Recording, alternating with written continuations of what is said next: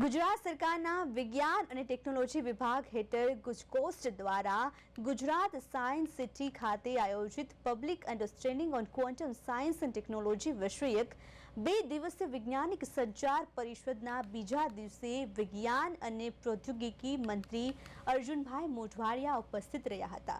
મંત્રીએ ક્વોન્ટમ ટેકનોલોજીને ભારત માટે સભ્યતાની તક તરીકે ઓળખાવી હતી અને વડાપ્રધાન નરેન્દ્ર મોદીના વિકસિત ભારત 2047 વિઝનના અનુરૂપ સુરક્ષિત ડિજિટલ ઇન્ફ્રાસ્ટ્રક્ચર, અદ્યતન ઉત્પાદન અને આરોગ્ય ક્ષેત્રમાં નવીનતા લાવવા ક્વોન્ટમ વિજ્ઞાનના મહત્વ પર પણ ભાર મૂક્યો છે।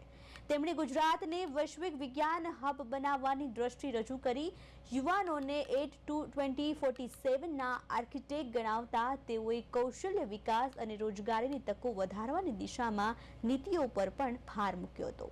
આ પ્રસંગે મંત્રીએ વિદ્યાર્થીઓ, વૈજ્ઞાનિકો અને નિષ્ણાતો સાથે સંવાદ સત્ર યોજ્યું હતું।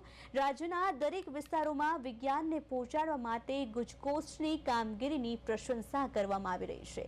આંતરરાષ્ટ્રીય મહેમાનોમાં doctor Narottam Sahu, Vimal Patel, doctor Poonam Bhargav, professor M Saibaba, professor N T. Lan, professor Anjana Singh, doctor Manoj Kumar Pateria સહિતના વૈજ્ઞાનિકો પણ ઉપસ્થિત રહ્યા હતા।